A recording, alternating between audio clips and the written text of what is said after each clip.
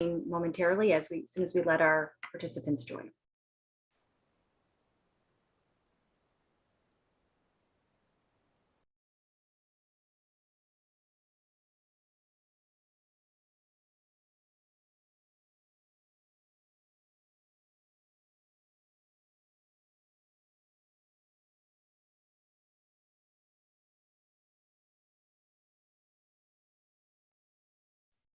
Hello, everyone. We'll get started in just a few moments. Thank you for your patience.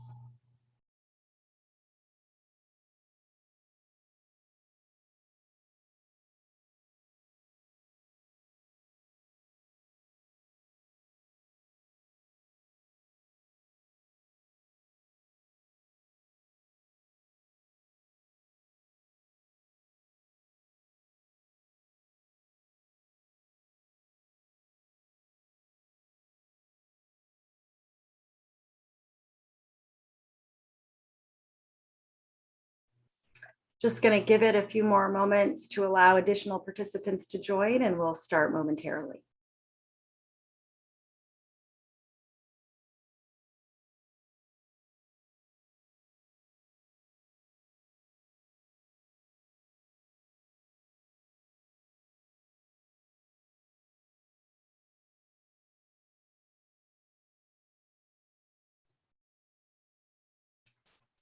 Hello, everyone. Welcome to today's discussion, Renewing Commitments on Small Arms and Light Weapons, the UN Program of Action at 20, reviewing the United Nations Small Arms and Light Weapons Agenda. I'm Rachel Stoll, Vice President of the Stimson Center and Director of the Conventional Defense Program. I know we still have some colleagues joining us, but I'd like to get started today because I think we have a really exciting panel, and it should be a very interesting conversation. I'm really delighted to co-host this event today with our longtime partners, the Permanent Mission of Japan to the United Nations. And I thank you for all of your support and leadership on this issue and your partnership with the Stimson Center. A few housekeeping items before we begin. You'll see there is a Q&A button on your screen. You may use that at any time to pose questions to the panelists.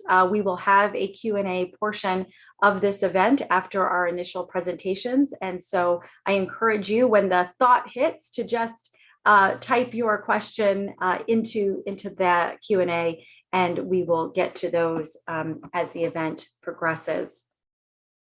It has been nearly a quarter of a century since Japan took the initiative in establishing the UN group of governmental experts on small arms and light weapons.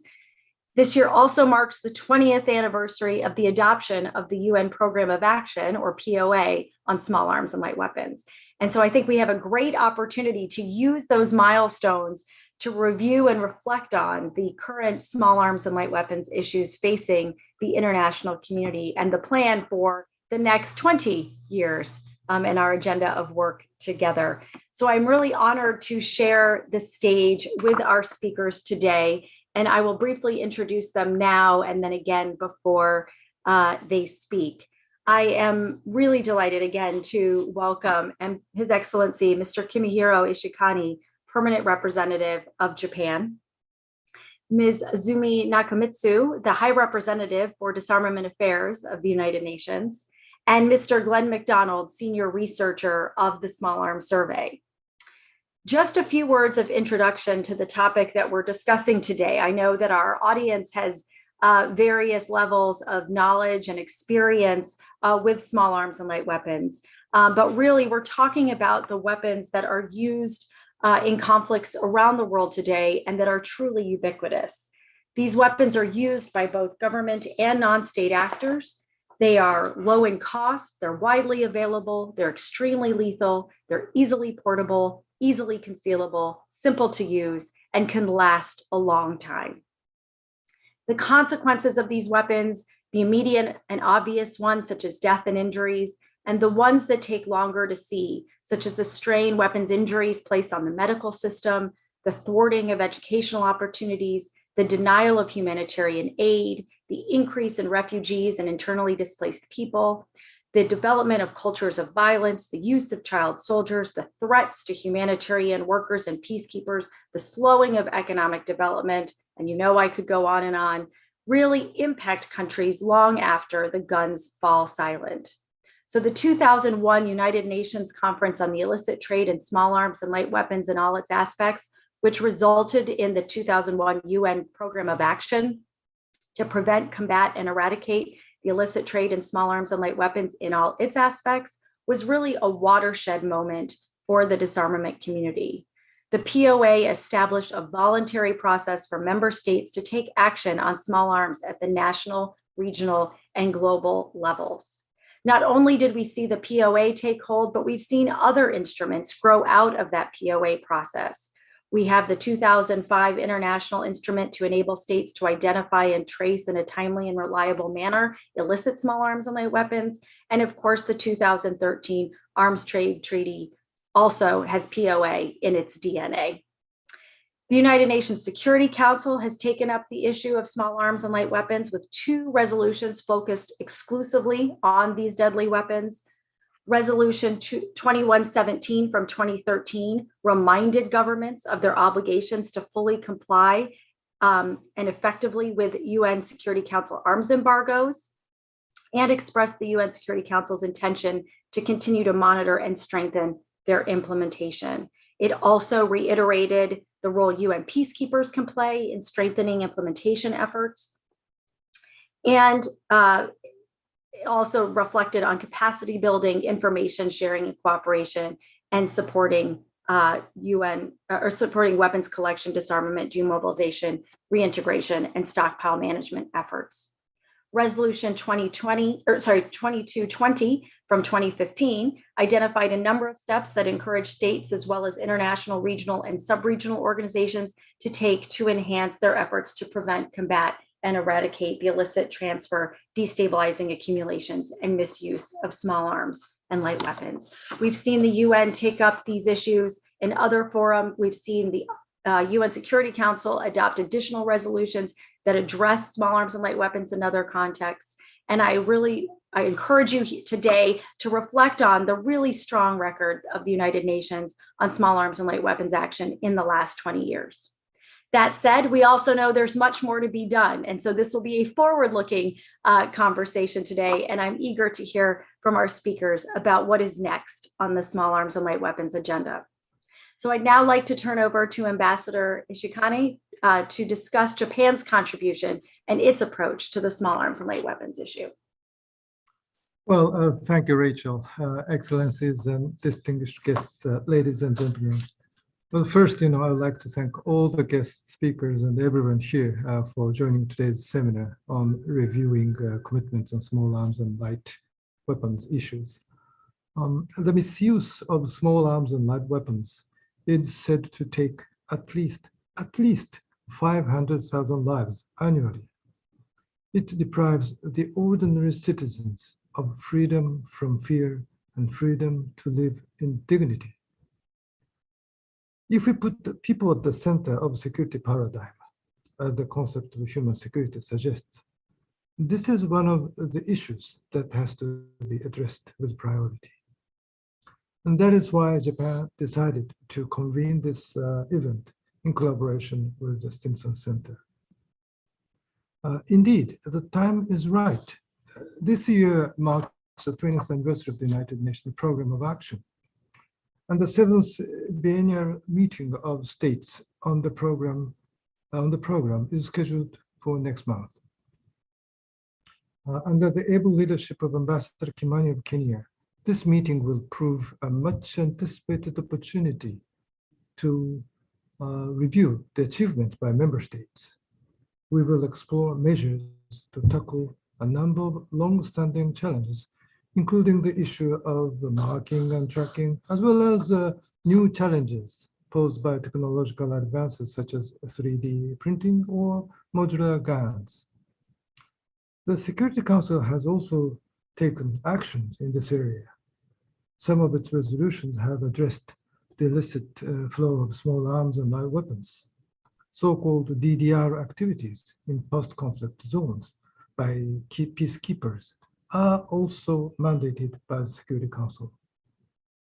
As Japan prepares itself for joining the Security Council in 1.5 years, we thought it useful to organize this seminar and invite the experts and friends who are familiar on this issue to share their views with all of us.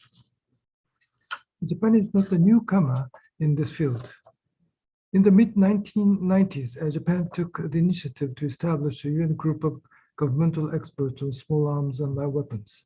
That paved the way to the adoption of the Program of Action in 2001. Also, together with Colombia and South Africa, Japan has been submitting UN General Assembly resolutions on this subject.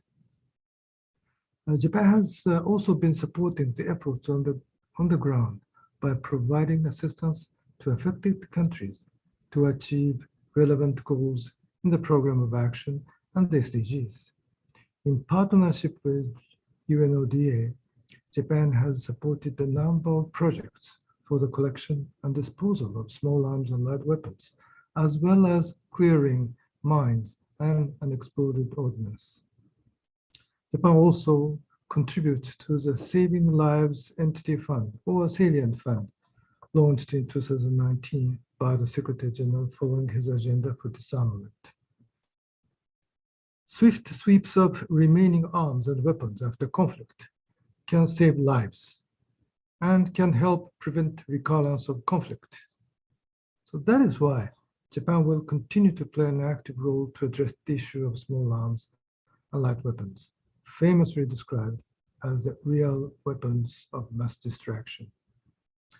I look forward to hearing from Ms. Izumi Nakamitsu, High Representative for Disarmament Affairs of the United Nations, and Mr. Glenn McDonald, Senior Researcher of Small Arms Survey, about the persistent challenges around the globe, as well as their insights on how to overcome them. And sincerely hope that this event provides a good opportunity to renew our commitment to making progress on this serious issue. I thank you. Thank you, Ambassador. I welcome your intervention and also look forward to working with Japan on these efforts. I now would like to turn over the floor, or the screen, I guess it is, to our UN Undersecretary General, Ms. Izumi Nakamitsu, to share her views on the United Nations and its role in small arms and light weapons issues. Thank you. Thank you very much, Rachel. And it is always such a pleasure to be able to participate in this webinars. My special thanks, of course, to the Permanent Mission of Japan and Ambassador Ishikane. Thank you for organizing this webinar on this very important topic, especially for the United Nations Secretary General, who calls this area as a key pillar, saving lives, part of the disarmament.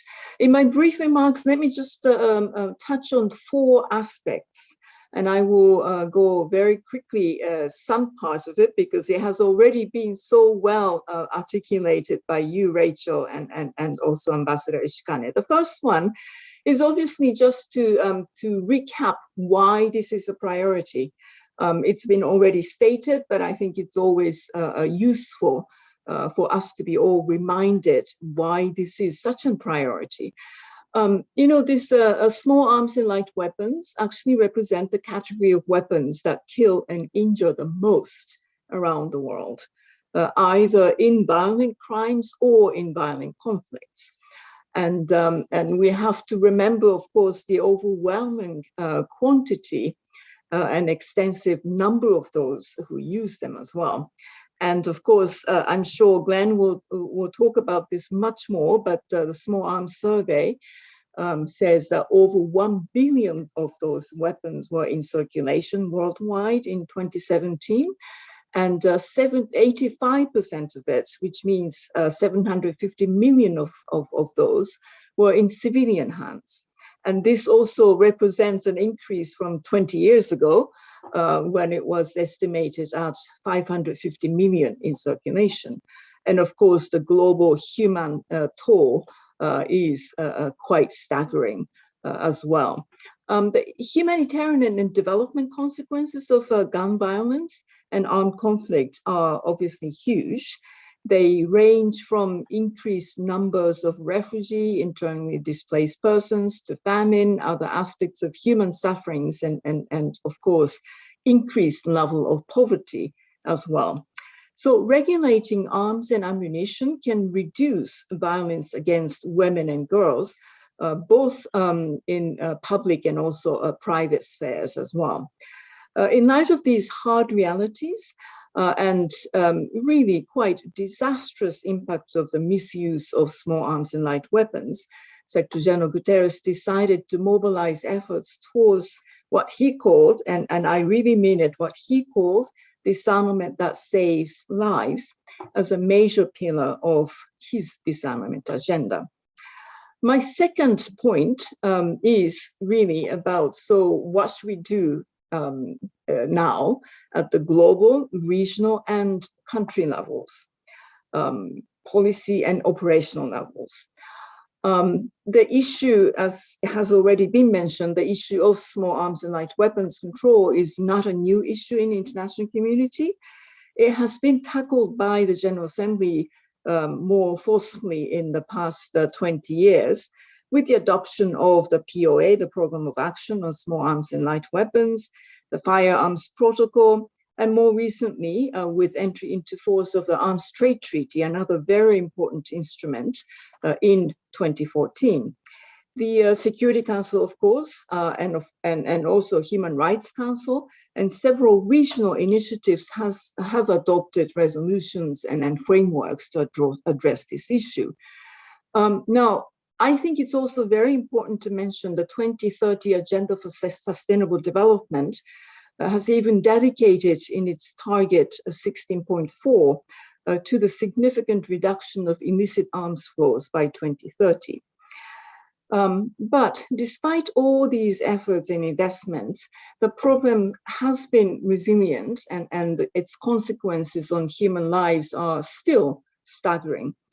So we therefore need to ask ourselves what we can do things differently. And thinking out of the box, drawing lessons from past successes and challenges at all different levels, national, regional, and global levels, are some of the major paths in search for durable solutions. Now, we will have this a very important opportunity called BMS 7 that will convene next month, and that will become a huge opportunity for bold and practical and also forward-looking deliberations that can make the POA more dynamic instrument. And especially what I would like to note is the bottom-up approach, the vision, if you will, for the BMS 7, and the role of national strategy and target setting, and how this links up with our work in the UN system to better support national or country level work.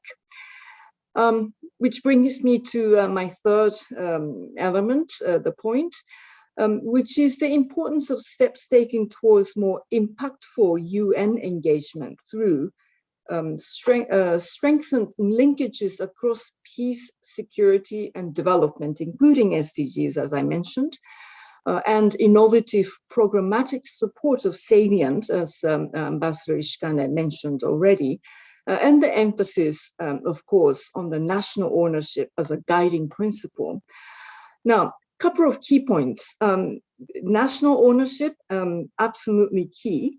In accordance with the Secretary General's directive and the vision, he called an executive committee meeting on this issue last year in April. And we are now really looking at how we will be able to make better impact as the UN system in terms of supporting the national ownership by the government at different national levels. The second issue is the issue of small arms should be linked to sustainable development and related socio-economic processes. And that's why we have started to work with UN country teams to ensure that this issue of small arms and light weapons will be integrated in the common country assessment that they do and UN Sustainable Development Cooperation Framework. The third is we believe that in order for us to achieve a robust outcome, if you will, on this issue, a dedicated funding arrangement should be sizable and also predictable for meaningful results.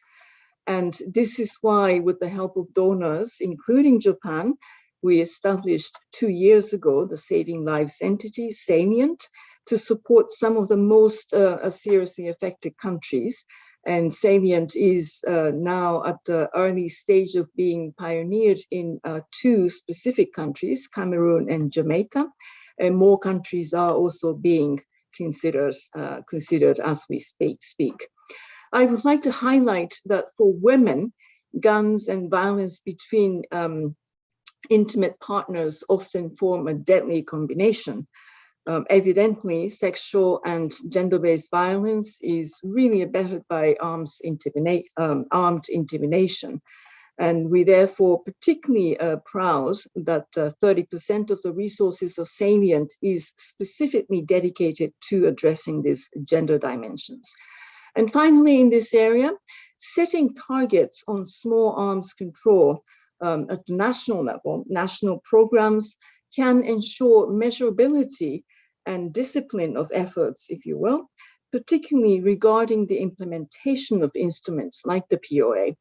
So this bottom-up approach, as I mentioned already, would also guarantee flexibility and a focus on what each country feels will be their own priorities.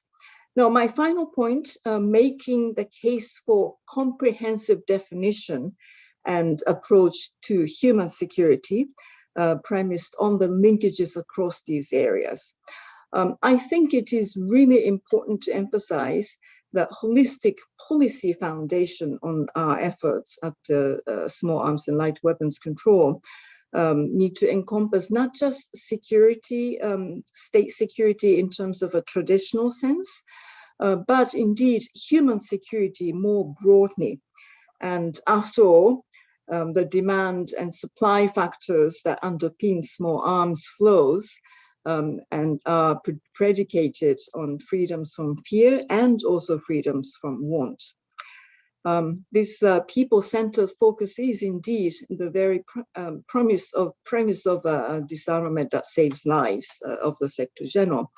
It can accelerate our efforts and collective drive towards the achievement of SDGs by ensuring a safe and healthy society in which no one is left behind. And as a result, gun violence and arms conflict as well. So the UN, therefore, addressing small arms control is an integral part of the prevention agenda and a cornerstone of sustainable peace as well. So in this endeavor, we place premium on the role of regional actors as well, as the critical bridge, if you will, between the national level and the global agenda of the UN. And we continue to contribute to regional initiatives such as the Silencing the Guns initiative of the African Union and also Caribbean firearms roadmap. Now, I'd like to conclude by noting the importance of partnerships.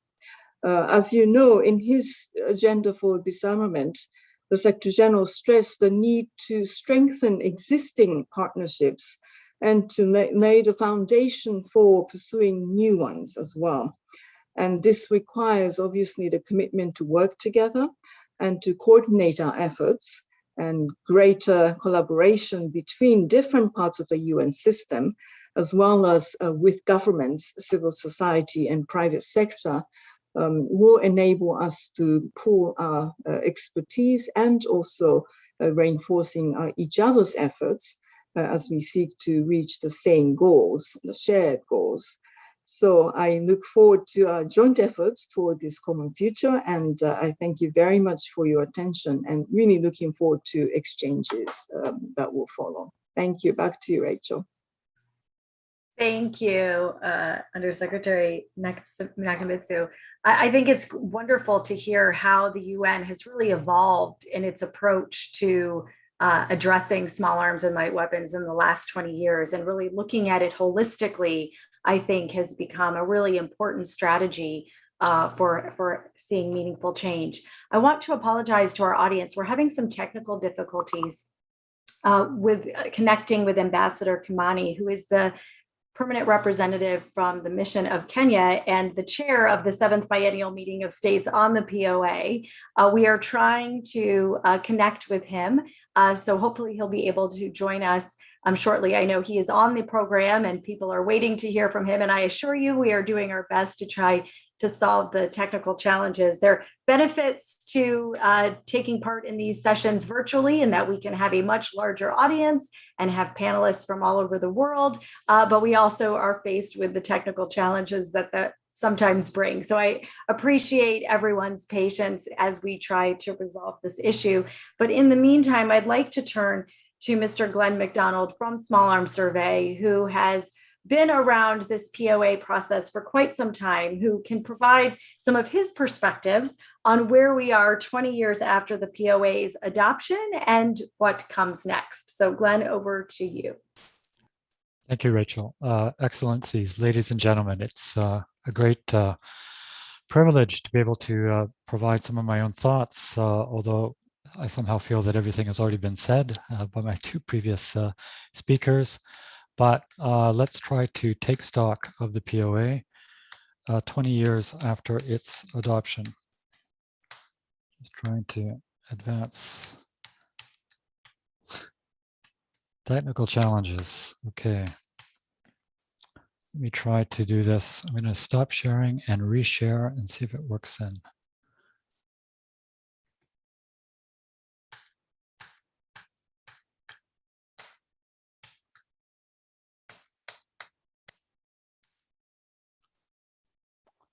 Okay. I'm going to try something else. Rachel, I don't know if you have your... Yes, I will share from here. I'm going to try to just to forward to the next slide and see if it works now for me. Are you going to? Okay. I'll let you take it over. So, really appreciate the opportunity to speak. The first slide I have talking about global progress and challenges.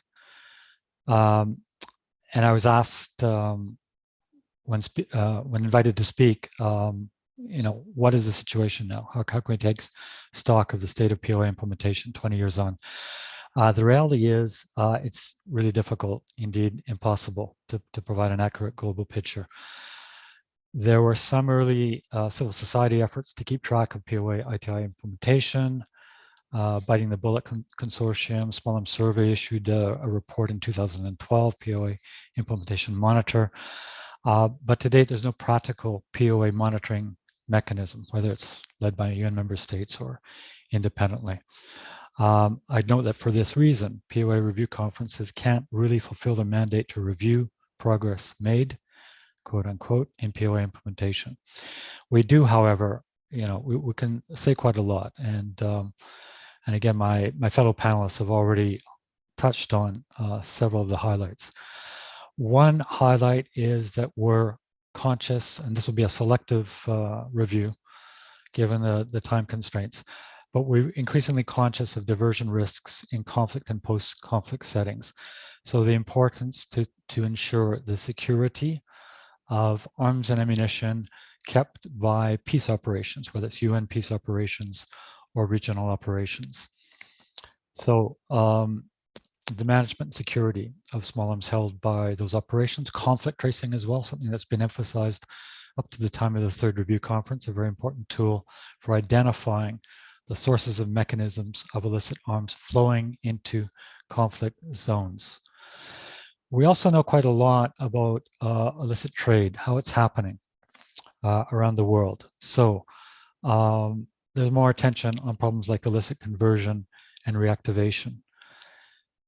For example, those issues are quite thoroughly covered in some detail in the outcome document for the third review conference.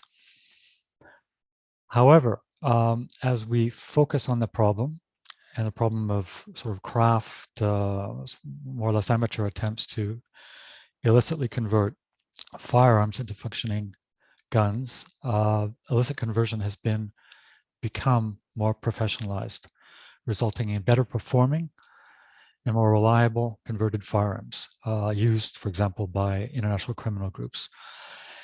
And I also want to address the problem of 3D printing, which has already been mentioned today. Now, at the time of the second meeting of governmental experts within the POA framework, convened in 2015, this was the state of play. Rachel, if you could put up the next slide. That's the defense distributed liberator handgun, the component parts, which at the time, 2015, was more dangerous to the user than anybody else. But now, next slide, please. We have, this is a very common, the different variants of what's called the FGC-9. It's a semi-automatic carbine, very reliable, can fire hundreds of rounds without failing, and is much more dangerous to the person who's pointed at than the user. So this is a gun that you can make at home very cheaply through a combination of 3D printed parts and easily bought in most countries, parts that can be easily attained through a local store, for example, a barrel, to reconstitute an unmarked, unregistered gun. Now, for the next slide, please. Adjusting the focus. So those are some of the challenges. What are we doing well recently? One thing is to note that guns have different gender aspects. Different people are hurt, whether it's men or women. And women obviously have to be part of small arms programming, precisely for the sake of the increasing the effectiveness and impact of that programming. One other recent and positive trend is our sharper focus on specific regions and countries. So we're increasingly, we lack information at the global level about, big picture elements, but we're getting a pretty good idea in specific regions and for specific countries what the problems are. For example, the Small Arms Survey conducted a mapping exercise for the African Union, silencing the guns. And somewhat surprisingly, we found almost all African states telling us that their key problem was trans-border trafficking and not international small arms transfers. Another example, that's a question of mapping, identifying the problem, but also in terms of the solution, we have several examples, many examples of projects that are tailored to particular countries and their specific needs. For example, the Japanese Access Project, which the survey ran, which helped us to deploy very quick, tailored assistance packages to specific countries to allow them to address particular small arms needs. I also want to note the importance of UN sanctions panels in documenting the sources and mechanisms of illicit supply to countries and entities under Security Council arms embargoes. We're getting a lot of very detailed, very good information on embargo violations. Problem, there are no consequences. Very often, most of the time, no consequences to documented violations. Secondary sanctions on the violating country in particular are very, very rare in Security Council practice. So now moving to my last slide, conclusions. It's clear that we're a long way. I'm going to focus on the negative because this is forward-looking, right? There's a lot of work to do. We're a long way from achieving POA, International Tracing Instrument objectives, namely combating illicit small arms, and more fundamentally, strengthening national and human security. There are many things we need to do. International cooperation, as we've heard already today, is absolutely fundamental. Between the global level, UN system, for example, regional organizations, and between regions. Within the UN system, for example, spanning the divide between the UN General Assembly POA process and making the connection to Security Council work. There's a need, increasing practice, but continuing need for multi-sectoral, multi-stakeholder cooperation. and I will provide perhaps one brief example. The survey, we're leading a project funded by the EU, conducted in cooperation with the Arab League, to provide a kind of an integrated POA assistance package, so training in a range of areas that the POA covers, and giving police, customs officials, and national armed forces they need to strengthen security over arms, prevent diversion, combat illicit small arms. And we know now there's a big new initiative underway for the Caribbean, led by CARICOM, in partnership with the UN Regional Center for Latin America, Caribbean, many other partners as well. Involves mapping, involves practical follow-up, addressing their specific needs. So, a very final remark, it's clear, right? Continuing, I would say even increasing need to take practical, effective steps to combat illicit small arms, including in conflict and post-conflict zones. To some extent, we're playing catch up within the UN system in the POA process, right? 3D printing first discussed 6 years ago, and now it's getting out of control. The POA ITI normative framework, I would argue, is largely sufficient to the task. What's needed now is implementation. The world is changing in good ways and bad ways. Whatever our role in the fight against illicit small arms, we need to ask ourselves what we are doing now. Is it the best way of advancing the goals of the POA? I refer to everything from getting better results from our research and capacity building programs to the way UN POA meetings are currently structured. Is it working? What needs to change? Thank you.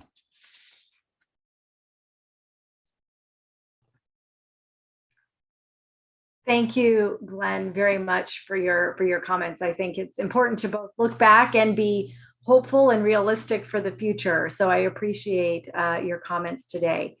I am hoping that we have Ambassador Kimani here, and hopefully he can hear me. If he is here, I would welcome him to take the floor to share his views on why Kenya is engaged in the small arms issue and his expectations for BMS 7 that Ms. Nakamitsu referred to. If you can unmute yourself, we welcome your comments. I'm hoping these technical difficulties have resolved. You can turn his video on and unmute. But perhaps the technology gods and goddesses are not looking favorably on this at the moment. So we will give him another few moments to try to resolve the issues, and I will obviously give him the floor as soon as that is resolved. I see that we have some questions for the audience, but I want to start with a question for Ambassador Ishikane about what Japan's plans are to address small arms and light weapons in the future. Well, thank you, Rachel, for the questions. I think our focus is on 3 areas. The first is awareness raising or momentum keeping through General Assembly. So that's why we will be working closely with South Africa and Colombia to submit the resolution on the illicit trade in small arms and light weapons, and we will really highlight the importance for member states to prevent, combat, and eradicate the illicit trade of those types of weapons.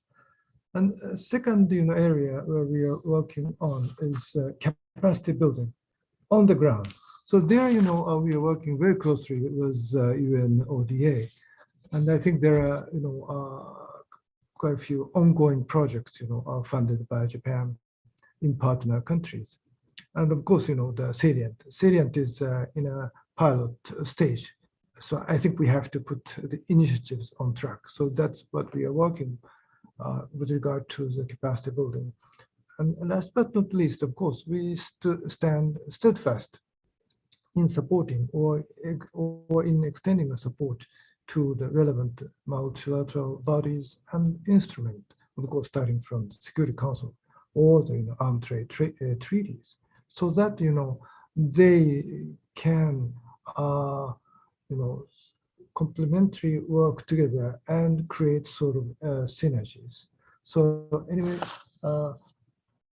covering those 3 points, we will continue to work, strenuously on this very important issue. Thank you very much.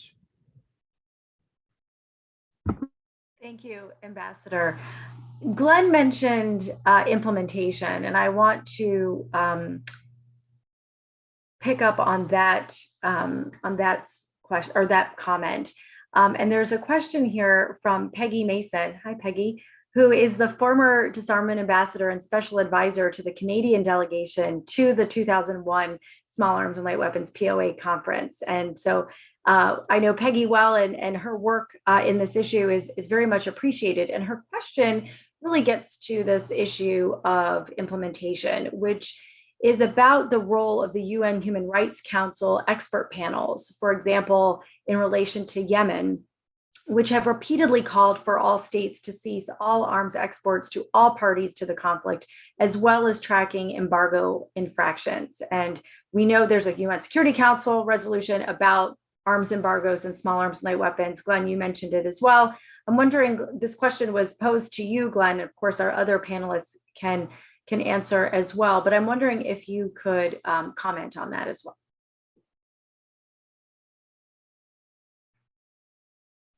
Shall I start, Rachel? And I suppose I can play bad cop, right? I'm not an ambassador. So in my presentation, I mentioned secondary sanctions from the Security Council. And Yemen is certainly pertinent here when we talk about, the gap between what the UN Human Rights Council is seeing, their expert panels, and the practice on the ground, arms transfers that are causing huge terrible loss of life and injury. Libya is another example, and there are sanctions panels that have documented very clearly and convincingly repeated transfers made by countries, not just non-state actors, to Libya in violation of UN sanctions. In the early 2000s, I'm forgetting the exact dates, but there was an arms embargo on Liberia and on Sierra Leone, actually. And it was found that he was then president of Liberia, Charles Taylor, had been in violation of UN sanctions, had sent arms to Sierra Leone, stoking the conflict. The Security Council imposed secondary sanctions. That was my reference to secondary sanctions on the Taylor regime in Liberia. So that's one tool, right? If we're serious about promoting peace, preventing violence, damping down conflict, giving diplomats room to work, then we need to begin by getting serious about the implementation of UN Security Council decisions. Ensure that that's done. Follow up with secondary sanctions if necessary. There's obviously a need for the smart use of resources generally. So a lot of detailed work on the ground, the involvement of different experts, and the identification of specific measures that can include diagnostic measures like building the capacity of UN peace operations to conduct tracing, so that they can complement panel efforts to identify the source of illicit arms in particular conflict zones, and then follow up, with effective arms control and arms reduction measures. I'll stop there. Thanks. Great, thanks, Glenn. I don't know if our other speakers want to reflect on that. Otherwise, I will turn to the next question. We have many, and I do fear that we are not going to be able to get to all of the questions, but I do want to raise a question about the BMS process. I know that Ambassador Kimani is not able to join at the moment, but there are questions about the BMS process and the BMS meetings and review conferences in general. We've all sort of referred to the history of the last 20 years of these meetings being really important moments to reflect on progress made and to share information. And the question is, if any of the speakers have ideas of how to assist those meetings in sort of breaking through the traditional ways that they are run. They often end up, the question says, being minimalist exercises, and need to break through some of the traditional practices of these kinds of meetings, which are just exchanging views rather than being really global spaces for launching commitment to real change where global action is required. Glenn, you mentioned this in your comments about sort of changing the way these meetings are held. I'm wondering if you could start with your views on what might be necessary to change the POA. Thank you, Rachel. And actually, I'll pick up the thread in 2018, the third review conference, because if you noted, the language, particularly for BMS 7, was a bit different from the second review conference. When looking forward, when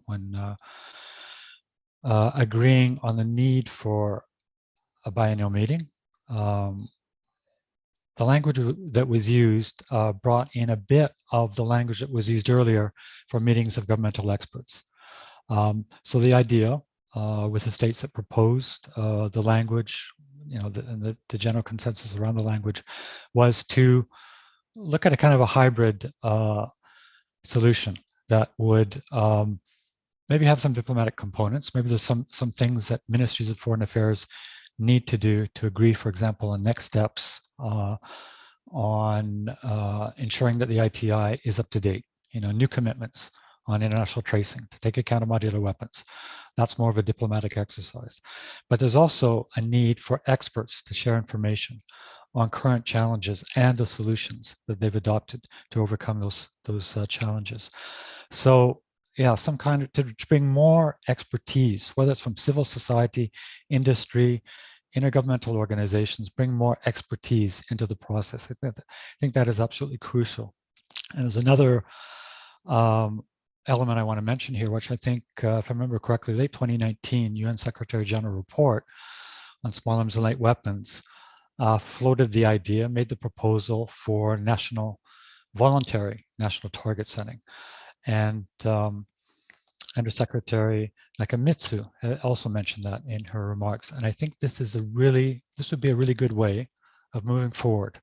So there's no need to negotiate around national targets, obviously. It would be a voluntary exercise, but hopefully it will create momentum around the need to accelerate the pace of implementation. And we'd make a very good use of POA meetings because information would be shared.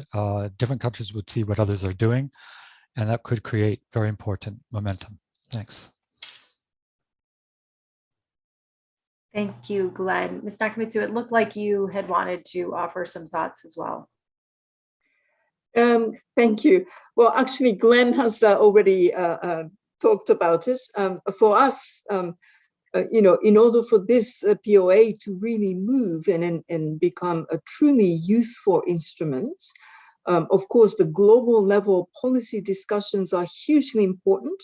But bringing this, such a rich policy framework, but bringing it to the country level so that it will be truly owned and promoted by different national governments as a voluntary exercise, but concretize it in such a way that they will have their own national targets, national programs that would also have an impact on us in terms of us being able to better support national plans or targets, strategies. So for us, this was an idea of, if you will, really reinvigorating the POA discussions. And I very much hope that this will have some, generate some new momentums and creativity in the BMS 7. It's a pity that Ambassador cannot speak, but we have high hopes for the BMS 7. And of course, multi-stakeholder discussions to bring new creative inputs into the intergovernmental discussions will be key as well.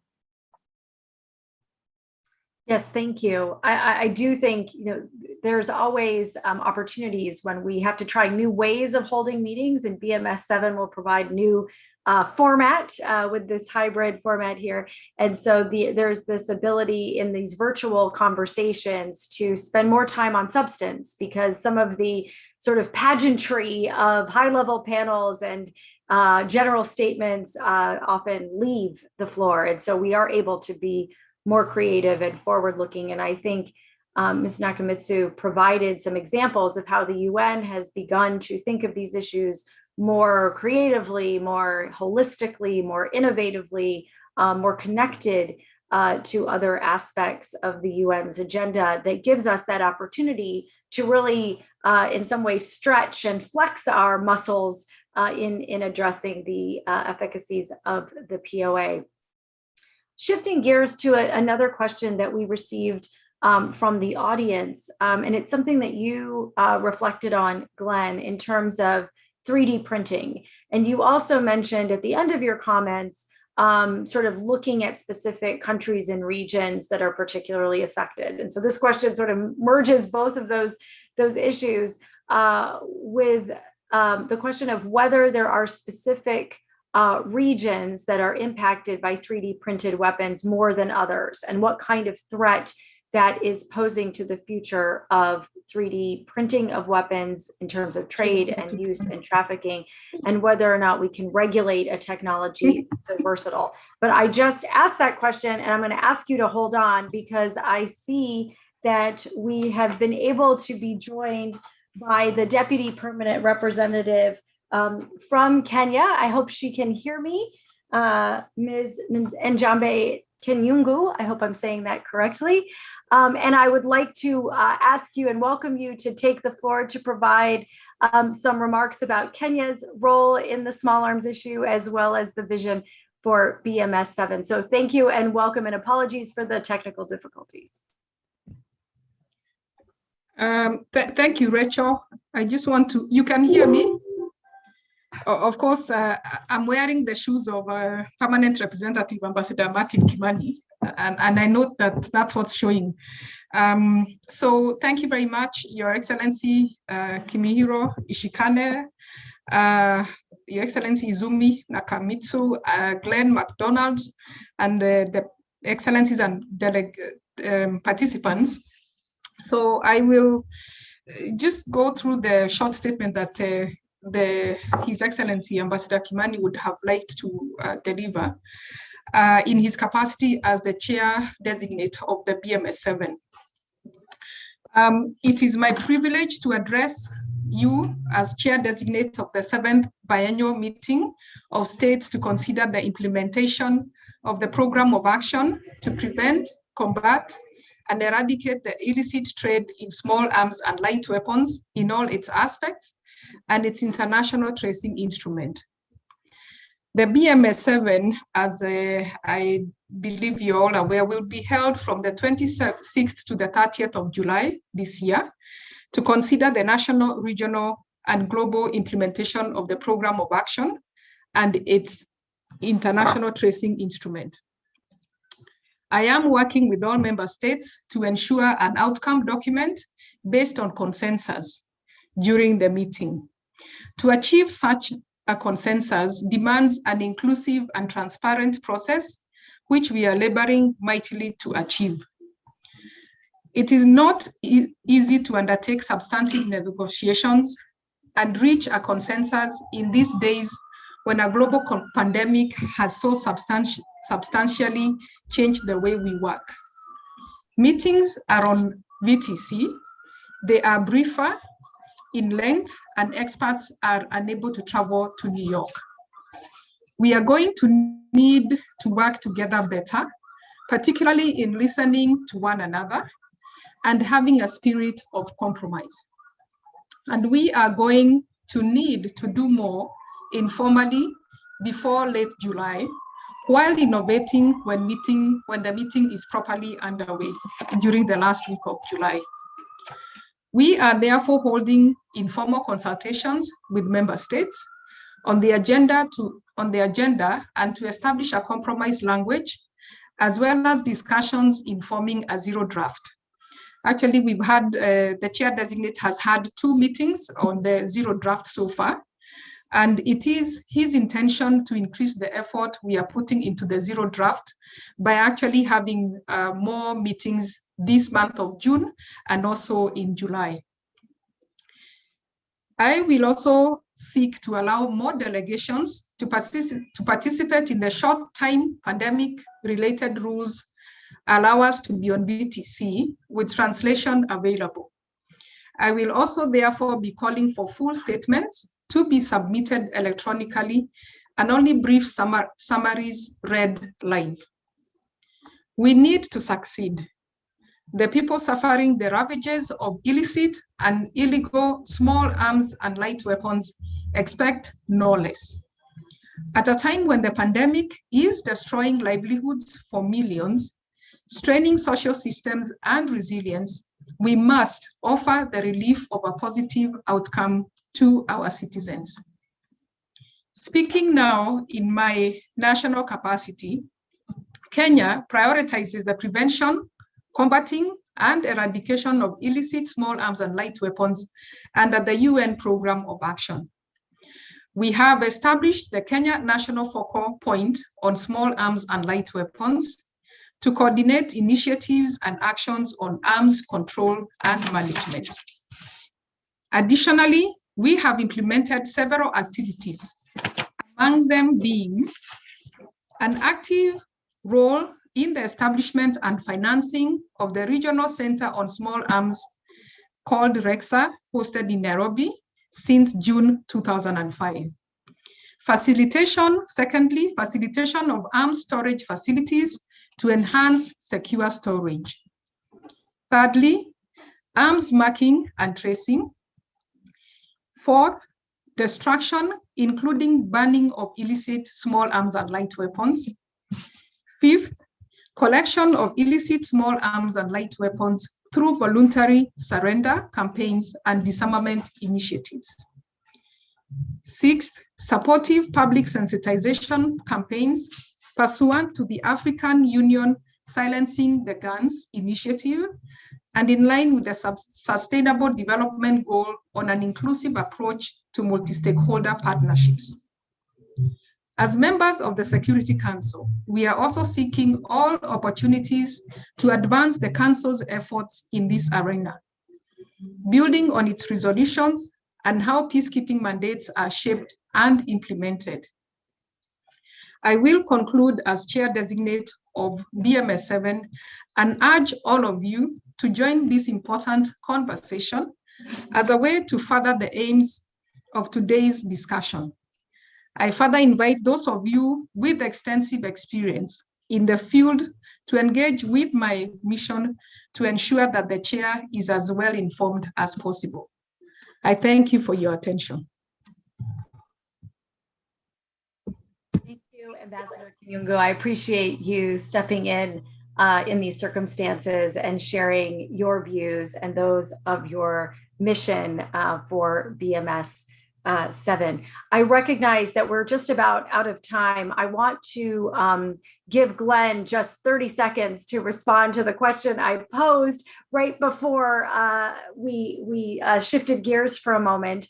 And then I will turn over to Ambassador Ishikane for his concluding remarks. So I ask our audience to just indulge us for a few minutes as we go over to conclude the event. So Glenn, just quickly to you. Thanks, Rachel. Right, the short answer to the question about 3D printing guns is watch out. The problem has materialized differently than we thought. In 2015, we were predicting that the cost of metal 3D printers would decline. That has been the case, but now different hobby groups around the world have found a way of producing very, very reliable guns very cheaply, very easily, using a combination of 3D printed and traditional parts. And it offers a very good way for those who want to do so to circumvent existing firearms restrictions. Thanks. Thanks, Glenn. I think the level of questions and the number of questions and the diversity of questions really demonstrates that there is an eagerness to see the small arms and light weapons agenda continue in the UN system and to address some of these emerging challenges that we identified many years ago as emerging, and they have now emerged, and we are forced to reckon with them. I will turn over to Ambassador Ishikane, please. Thank you. Well, thank you, Rachel. And thank you very much, Ambassador Kinungu, for your rich presentation. And I thank so much for such a rich discussion today. Well, the issue of the small arms and light weapons has a long history. But unfortunately, that remains very much an issue of today. So building upon the insights we have gained through today's seminar, I hope that the BMS 7 will be successfully held to review the present status of the issue. As Ms. Nakamitsu and the others have put it, this is small arms issue is not an independent issue. It's it has an impact upon society. It has an impact upon the gender. It has an impact upon the humanity. It has an impact on politics and so forth. It's all interlinked. So that requires a holistic approach, which need to put people at the center. The ownership has to be reinforced together with the cooperation of international society. So once again, to everyone in attendance, to our speakers, thank you very much. And we look forward to seeing you next time. Thank you. Thank you, Ambassador. I want to thank all of you for attending today. I think what is clear from this very experienced and knowledgeable and eminent panel that a lot has been accomplished in the last 20 years. But it is very clear as well that states, the United Nations, and civil society all have a role to play in ensuring that we do not lose focus on small arms and light weapons in the next 20 years, and that lives really depend upon it. I want to thank the mission of Japan to the United Nations for their leadership on this issue and continued partnership with the Stimson Center. I want to thank Ms. Nakamitsu and the United Nations Office of Disarmament Affairs, the permanent mission of Kenya and Small Arms Survey for sharing their perspectives with us and for their continued work and commitment to stop the scourge of small arms. And I want to thank our audience, who not only asked very good questions, but has demonstrated their continued commitment to addressing the impact of small arms and light weapons. And their curiosity continues to push all of us to do more and to do better. A recording of this webinar will be available on the Stimson website, and highlights from the event will also be available soon as well. And I continue to look forward to working with all of you, not only in advance of BMS 7, but in the many ways in which we can all identify ways to work together. Thank you so much. I wish you all continued good health and resilience, and we'll see you again.